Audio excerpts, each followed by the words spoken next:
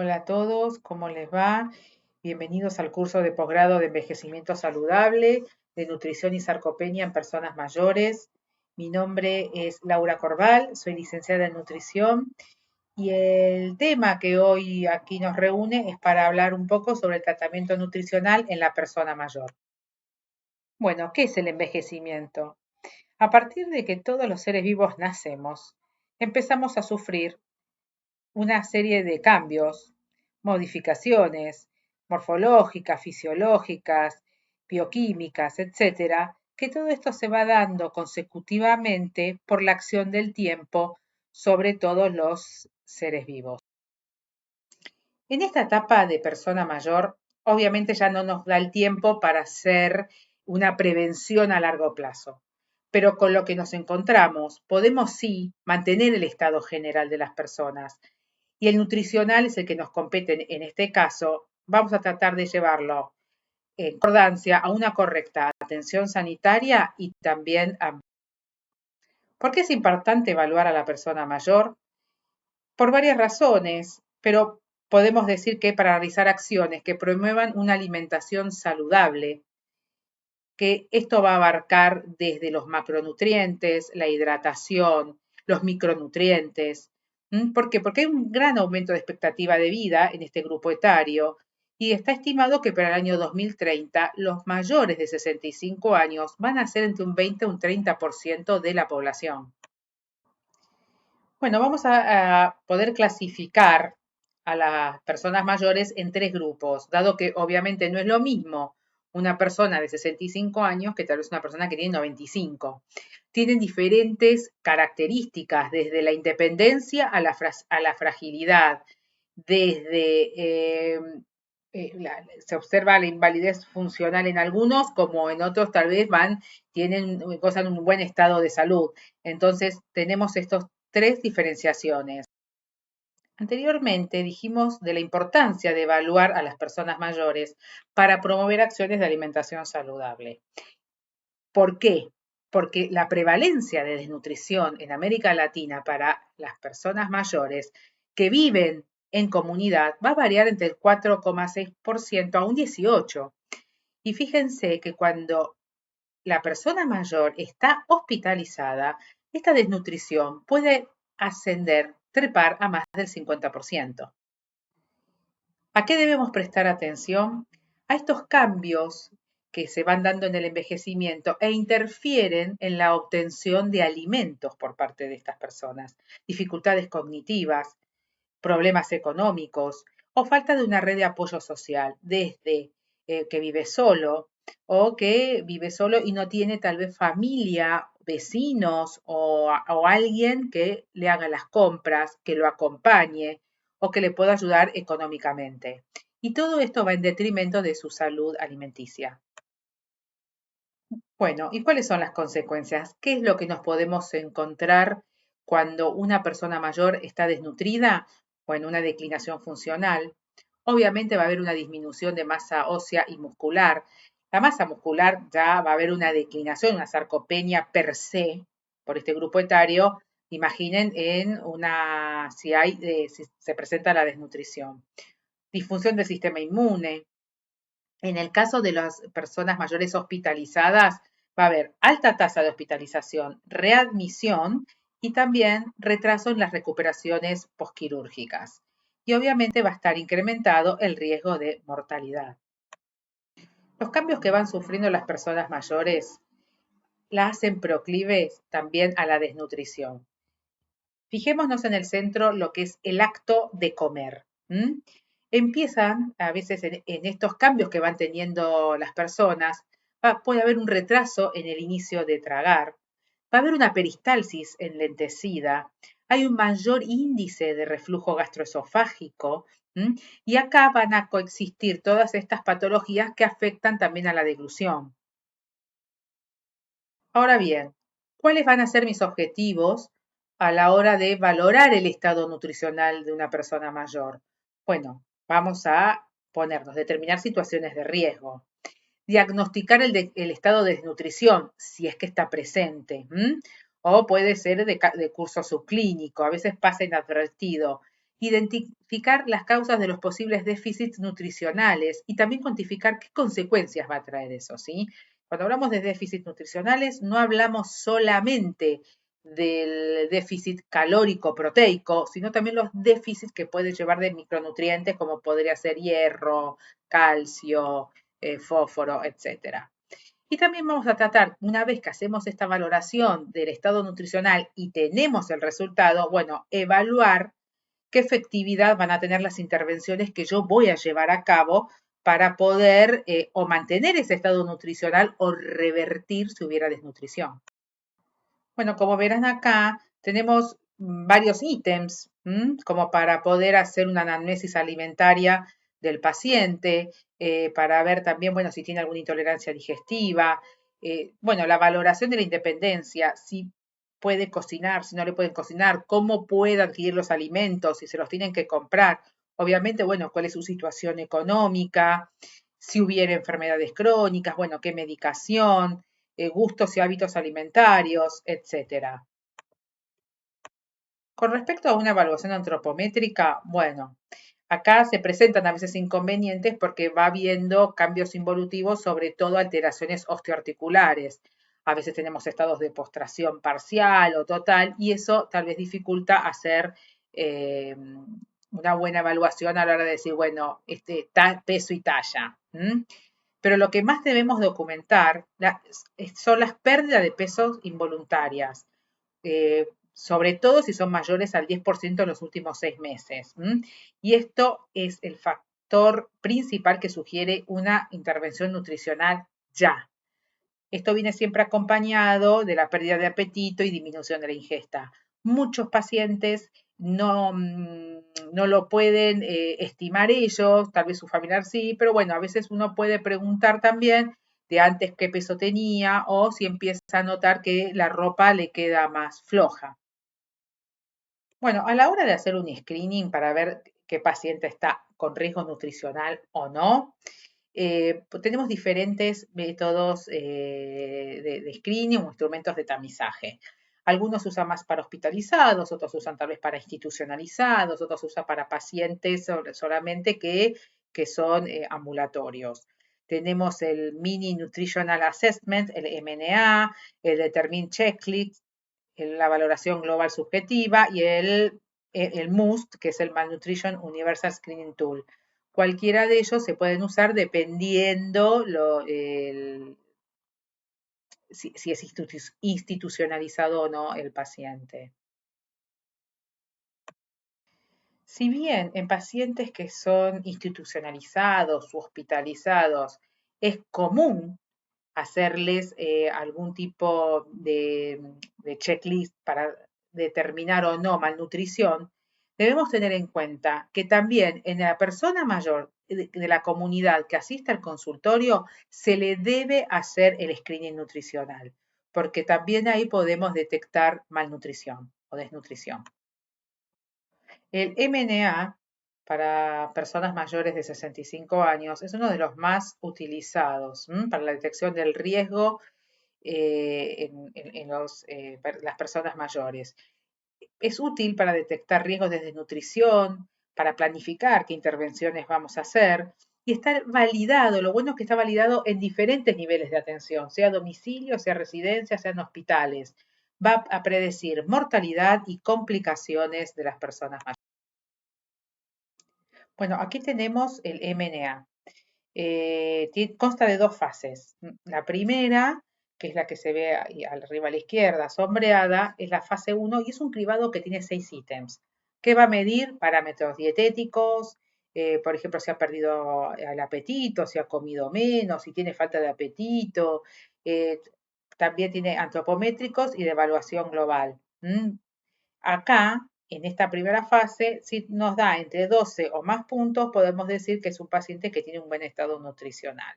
Ahora, si nos da entre 11 puntos o menos, habría que pasar a la fase 2, que parte desde el ítem de la letra G y seguir sumando porque ahí ya tenemos sospecha de una malnutrición. Aquí podemos observar bien, según el puntaje que va dando, qué es lo que podemos interpretar del Bueno, acá podemos ver dos fórmulas diferentes.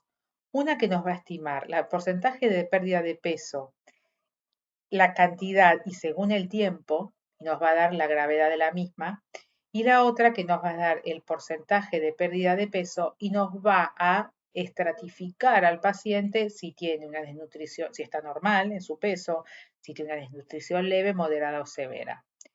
La primera va a ser el porcentaje de pérdida de peso, se va a hacer sobre el peso habitual que el paciente refiere que tenía, eso se le va a restar el peso actual que presenta y se va a relacionar con su peso habitual también.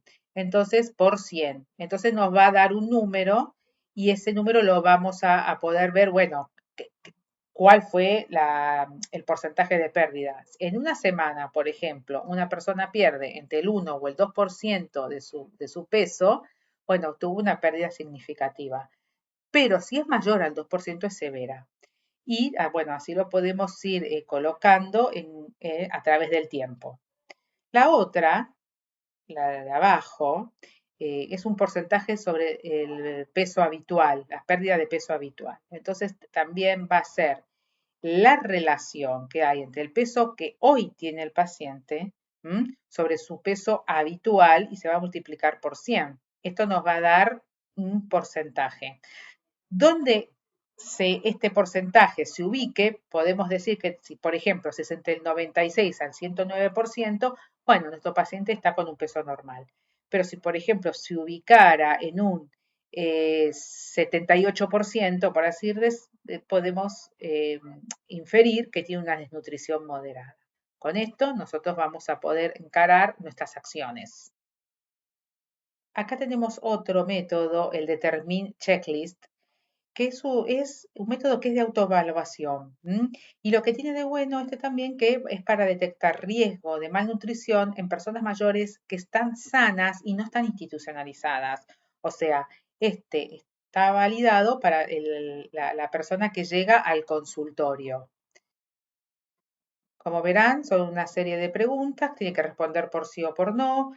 Van a tener un puntaje, una suma de puntaje, y esa suma de puntaje, según lo que dé, nos va a dar que si está sin riesgo nutricional, si el riesgo es moderado o si tiene un riesgo nutricional elevado.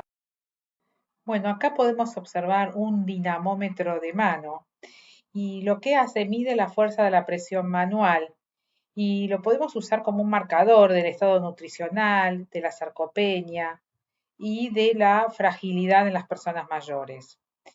La disminución de la fuerza de presión es un predictor independiente de mortalidad, discapacidad y de dependencia. Y está estudiado en varios contextos, tanto en ancianos en la comunidad como aquel anciano que está hospitalizado o en un asilo. No es una prueba aislada, bueno, esto también se pone en el marco de algún tipo de valoración global. Con todo esto también podemos medir cuál fue la disminución de esa fuerza. Acá lo que se puede ver es una tabla, tanto para hombres como para mujeres, que va a determinar, dependiendo el rango etario, si tenemos, si estamos dentro de los que son los parámetros normales, si estamos fuertes o si estamos débiles. El dinamómetro lo que se debe hacer es, se debe hacer fuerza, la máxima fuerza posible durante 3 segundos del brazo que la persona utiliza, de la que es diestra, digamos, y luego de eso va a dar un número y ese número se coteja en la tabla. Bueno, ¿por qué medimos esto también? Porque, bueno, así a modo de vista de pájaro, porque hay una clase especial sobre sarcopenia, pero bueno, la misma acompaña al envejecimiento de las personas, a toda esta evolución que va teniendo de baja masa muscular. Entonces, ¿qué se caracteriza? Bueno, como dije, baja masa muscular, baja fuerza muscular y baja funcionalidad, que esto se puede dar por múltiples factores. También podemos utilizar el índice de masa corporal, pero no solo, sino siempre acompañado de los otros parámetros, porque por sí solo a veces no es un buen indicador. Eh, lo podemos usar en todas las personas mayores de edad. Hay distintos criterios, puntos de corte para del índice de masa corporal, pero acá sugerimos utilizar el del NANES 3, que es del año 2000, que tiene otros puntos de corte en relación al índice de masa corporal que se utiliza habitualmente en personas que no son más.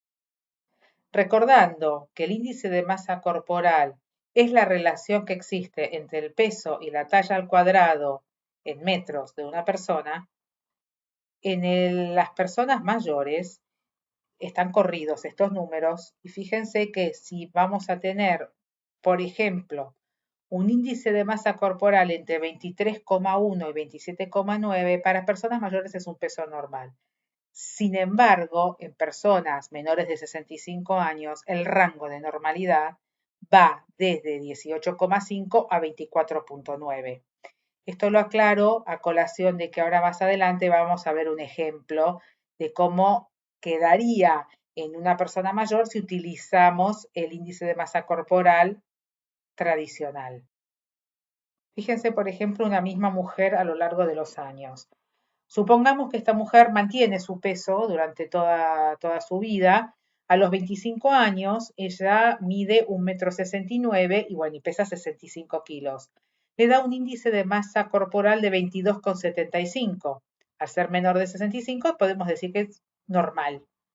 Ahora, la misma mujer, a los 95 años, a lo largo del tiempo, fue mermando su estatura y hoy mide 1,59. Sigue manteniendo su peso de 65 kilos, pero su índice de masa corporal ha cambiado. Hoy es de 25,71. Para personas mayores, según el NANES 3, es un peso normal. Ahora, si yo la midiera con el índice de masa corporal tradicional para menores de 65, me daría sobrepeso. Entonces estaría evaluándola mal. Fíjense que algunas alteraciones o modificaciones más comunes para las personas mayores es que desde los 60 años empieza a disminuir entre promedio de 1 centímetro a 2,5 centímetros por década la talla de las personas. Y esto puede ser por lordosis, por cifosis, por el aplanamiento del arco plantar, compresión de discos intervertebrales. Entonces, todo esto induce a una disminución de la talla. Por ende, podemos sobreestimar el índice de masa corporal si utilizamos que es para adultos menores de 65. Por eso les daba este ejemplo de una persona a lo largo del tiempo que mantenía el peso, pero lo que variaba era su talla. ¿Qué otros aspectos debemos tener en cuenta? Bueno, la red de contención social que tienen las personas mayores a veces se ve afectada por las pérdidas de familiares, amigos, vecinos, referentes barriales, amigos de comercios con los que estaban habituados a ir y charlar. Entonces, todo esto va afectando sus relaciones. Hay una disminución de los ingresos, obviamente, cuando toda persona se jubila. En algunos casos, la pérdida de movilidad se ve más acentuada que en otros. Eso puede conllevar una pérdida de autoestima. Y también, en algunos casos, es muy difícil poder aceptar los cambios físicos que va produciendo el envejecimiento. Bueno, en esta etapa entonces, por lo tanto, a veces lo que está pasando cuando las personas están solas, cuando tienen la pérdida de movilidad o también su escasez económica, el tema de la alimentación se va viendo cada vez más limitado en preparaciones que son mucho más simples y sencillas. Entonces, a veces las personas mayores resuelven su alimentación con algo tan simple como una sopa, como tal vez algún tipo de alimento más rápido de preparar y no se tiene en cuenta las calidades ni las cualidades nutricionales de los mismos. Y obviamente esto a lo largo del tiempo lleva a regímenes monótonos, desequilibrados, que van a redundar en la nutrición de las personas. Bueno, ¿y cómo va a ser el abordaje nutricional? Obviamente va a ser dirigido específicamente al individuo.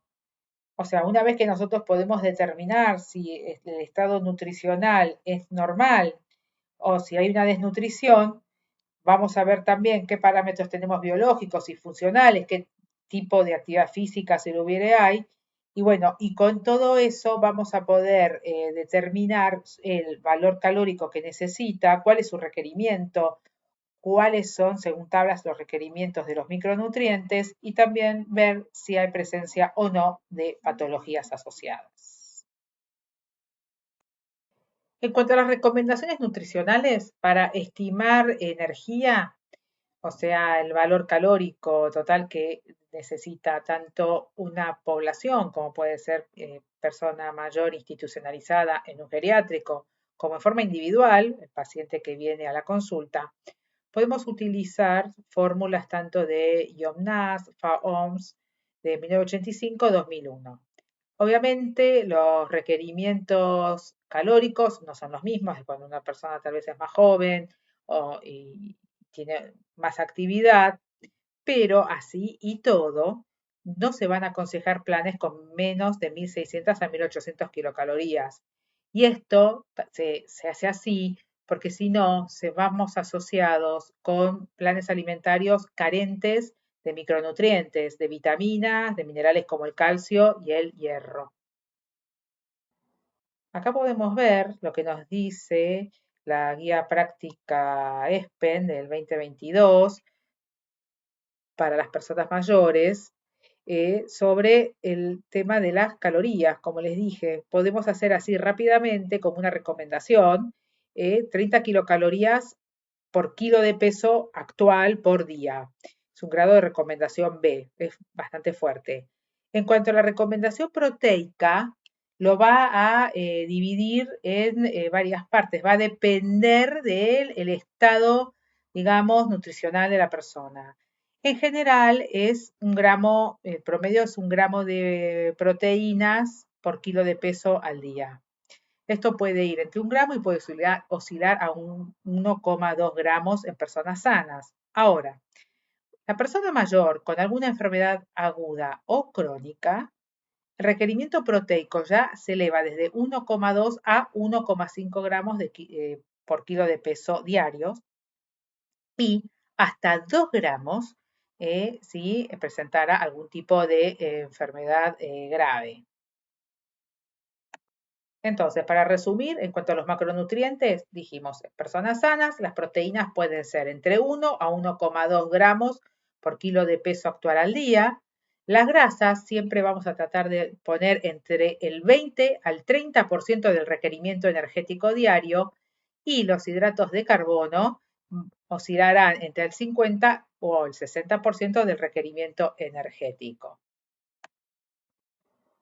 Para poder estimar el valor calórico total de un hombre o una mujer, hay distintas fórmulas, por ejemplo, estas de FAO, que va a estimar el gasto energético en reposo y a eso le va a agregar el factor de actividad. Entonces, son fórmulas ya predeterminadas donde uno tiene que agregar ciertos datos como el peso de la persona. A ese número que da se le va a multiplicar el factor de actividad. Abajo podemos ver, tanto para hombre o para mujer, cuál es el número que le corresponde según la actividad. Si es una persona que está, postrada, si tiene una actividad, digamos, ligera, moderada, o si es una persona mayor activa. Aquí podemos ver otra fórmula mucho más completa que la anterior para estimar el valor calórico total que necesita una persona. Porque acá ya, si bien difiere entre hombres y mujeres, acá va a tener en cuenta el peso actual, pero va a tener también en cuenta la talla y va a tener en cuenta la edad de la persona. Entonces, podemos estimar el requerimiento energético con mucha mejor precisión con esta fórmula que con la anterior. Sino también, como habíamos visto en las recomendaciones de guía ESPEN, para hacer algo bien rápido, se puede estimar también las 30 kilocalorías kilocalorías día, perdón, por lo que está pesando actualmente. Pero a veces no nos termina de cerrar bien por el tema que no tiene el factor de actividad ni tampoco está estimando la talla de la persona. Bueno, empezando cómo vamos a distribuir los macronutrientes. Ya vimos que los hidratos de carbono íbamos a hacer entre el 50 al 60% del valor calórico. ¿Qué quiere decir? Si yo tengo una persona que su valor calórico total, su requerimiento es de 2000 kilocalorías y yo quisiera dar un 55% de hidratos de carbono, más o menos 1100 calorías van a ser dadas por este macronutriente. Ahora bien, ¿puedo dar cualquier tipo de hidrato de carbono? No. Tengo que fijarme, por ejemplo, en la recomendación de las guías alimentarias para la población argentina y FAO-OMS que dicen que los azúcares simples no deben exceder el 10% del total de energía. Esto para personas normopeso. En personas con sobrepeso u obesidad, este número no debería ser mayor al 5%.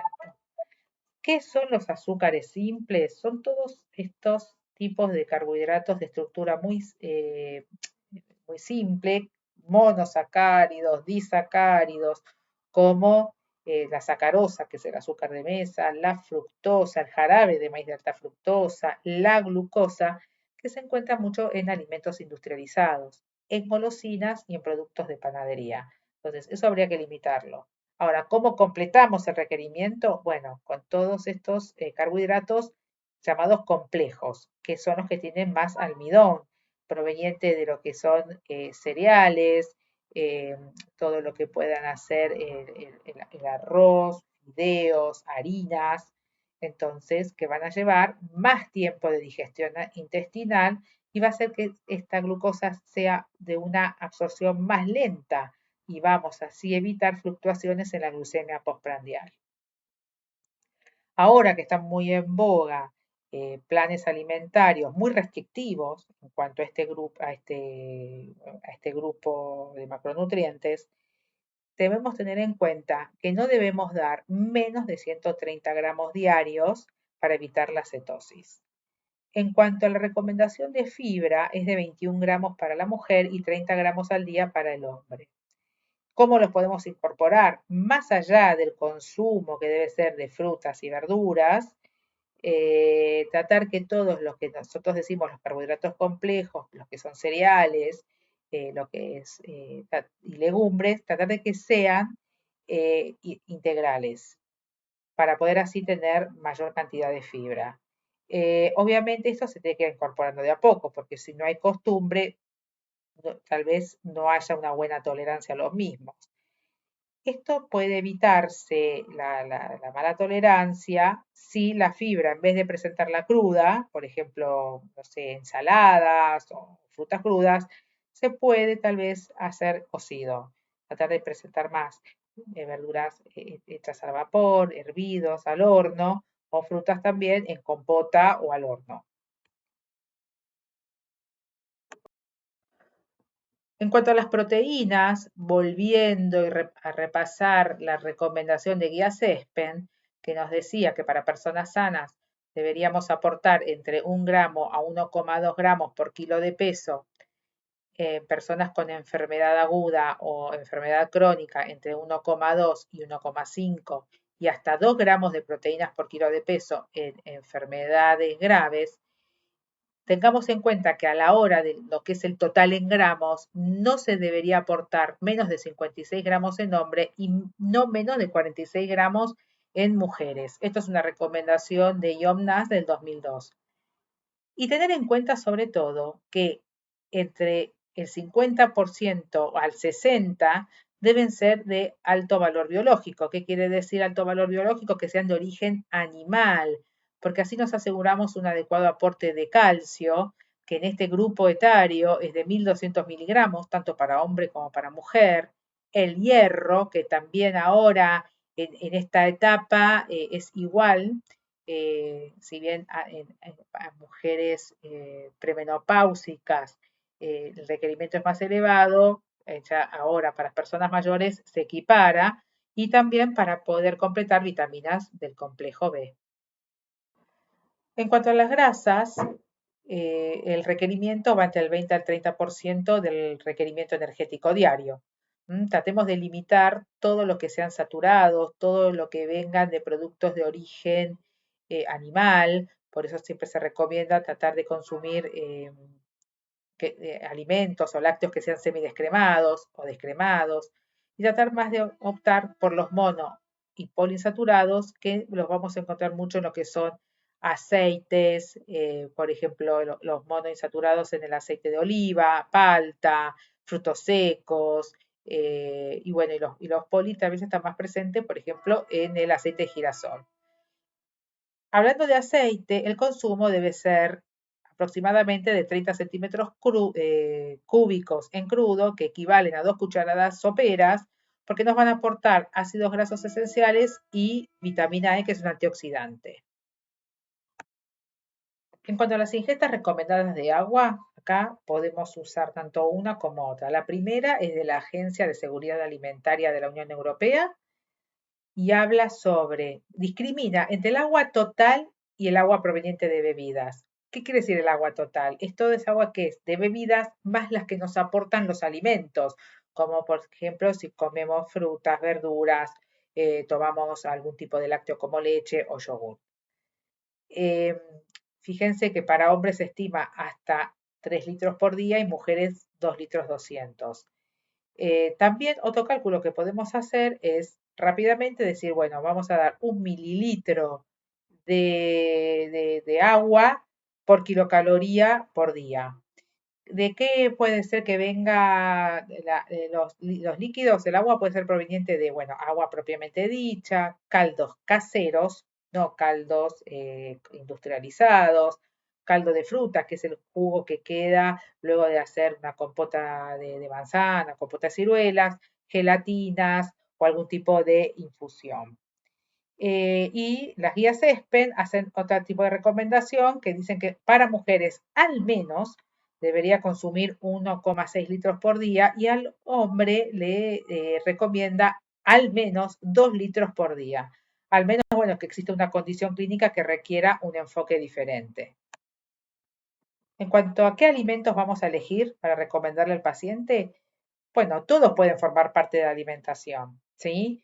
Vamos a tener que tener en cuenta ciertas cosas si hay problemas en la masticación, que a veces es muy común por la falta de piezas dentarias, o a veces también es común que tienen prótesis dentaria y a veces con los cambios de peso le queda floja. Entonces, deberemos adaptar las preparaciones o las sugerencias a esas características de las personas. Para tener una idea de qué se puede, con qué podemos armar un plan alimentario, por ejemplo, con carnes picadas, que sean blancas, rojas, se puede sugerir en albóndigas, hamburguesas, pasteles, budines, también alguna salsa que tenga carne picada.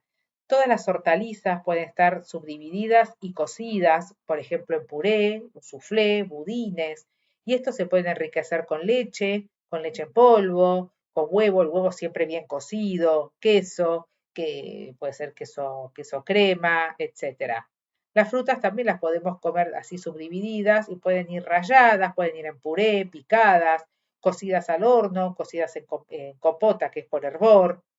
Las legumbres, donde acá encontramos una gran fuente de fibra, presente en lentejas, garbanzos, habas y porotos de todo tipo, tal vez así elementos tan formes podemos tener algún riesgo de aspiración.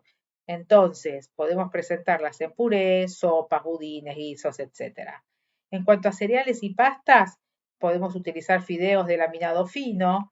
Esto es más tipo cinta o lo que son cabello de ángel o lo que es el tallarín. Se pueden utilizar pastas rellenas, bueno, arroz, sémolas, almidón de maíz, que es lo que conocemos comúnmente como maicena. También enriquecer con lo mismo, con leche, con huevo, queso, utilizar también de preparaciones dulces y saladas para poder así revertir el estado nutricional o evitar la desnutrición. Tengamos en cuenta que si nosotros adaptamos la consistencia de las preparaciones a las necesidades de cada paciente, vamos a prevenir tanto la malnutrición como la deshidratación. Disminuimos ampliamente el riesgo de una neumonía por aspiración y aparte también en muchas ocasiones podemos facilitar la administración de medicamentos.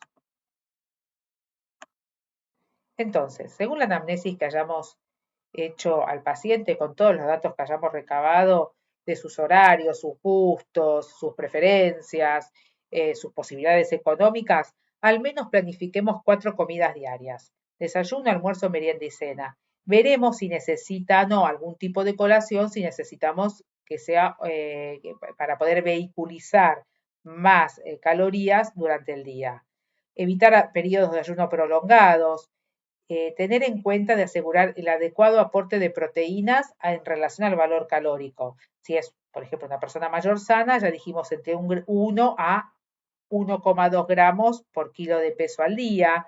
Promover la ingesta de antioxidantes y vitamina D. Antioxidantes, obviamente, es un grupo que se encuentra en todas las frutas y las verduras. Y, bueno, incentivar la exposición solar. Adecuar obviamente la forma, consistencia y temperatura de todas las preparaciones según la masticación, la deglución y la motricidad fina del individuo.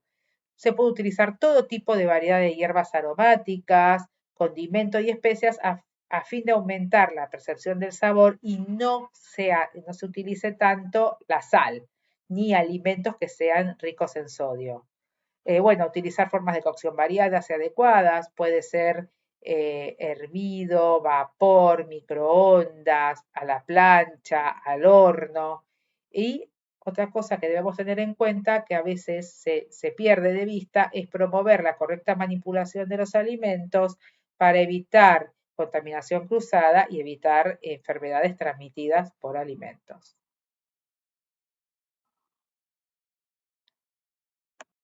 ¿Qué podemos recomendar para que aumente la ingesta de alimentos ricos en calcio? Bien, por ejemplo, gelatina, que se puede hacer, en vez de hacer con agua, se puede utilizar leche o yogur. Postres de leche, se puede adicionar queso en preparaciones, sea queso fresco, sea queso, por ejemplo, untables. Se puede enriquecer con leche en polvo las comidas también, o sea, una vez que uno le pone leche, digamos, fluida, puede enriquecer con un poco más de leche en polvo, porque bueno, si no sería como una sopa. Se puede utilizar tanto en comidas dulces, saladas, también estimular el consumo de frutos secos, tal vez como a veces son muy duros, bueno, los frutos secos más molidos, por ejemplo con su harina, semillas de chía molidas, lo que ahora también está muy en boga, el vegetal kale, que también es muy rico en calcio, el brócoli, el coliflor, que tienen calcio y tienen una buena absorción del mismo. No así como la selga o la espinaca, que si bien tiene gran cantidad de calcio, los oxalatos impiden la buena utilización por parte de nuestro organismo. Aconsejar que desaconsejar, mejor dicho, el consumo de alimentos ricos en grasa y colesterol, quesos muy cremosos, fiambres, snacks, embutidos, productos de panadería. Como había dicho, evitar el exceso de azúcares simples, tanto como el azúcar de mesa, que es la sacarosa, como miel, que tal vez la miel está a veces muy asociada a las abejas y como que es un producto natural y no se tiene en cuenta que es casi como consumir azúcar. Bueno, como les dije antes, reducir el consumo de sal y alimentos fuente de sodio y también disminuir el consumo de alcohol. No olvidemos tampoco asesorar para una adecuada hidratación, fomentar el consumo de vegetales y frutas, que no está muy en boga en la población argentina, y fomentar el movimiento corporal mediante actividades que sean también sociales y recreativas. Bueno, para concluir, ¿cuáles van a ser los pasos a seguir para el tratamiento de la persona mayor? Primero va a ser el tamizaje nutricional. Acá vamos a poder discriminar qué pacientes tenemos en riesgo y cuáles no. Una vez que nosotros identificamos a estos pacientes que están en riesgo, vamos a hacer una evaluación nutricional también, con diferentes métodos antropométricos, bioquímicos, para poder confirmar o no nuestro screening primero. Luego vamos a hacer una intervención nutricional. ¿Cuál va a ser el valor calórico? ¿Cómo vamos a distribuir los macronutrientes? ¿Cuáles son las recomendaciones de los micronutrientes según su edad o, por ejemplo, el sexo? Y una vez que hacemos esta intervención nutricional, obviamente debemos evaluarla, porque una intervención, si después no se evalúa, no podemos saber si estamos por el buen camino o no. Entonces, por último, es importante evaluar y monitorear nutricionalmente a las personas mayores. Muchas gracias.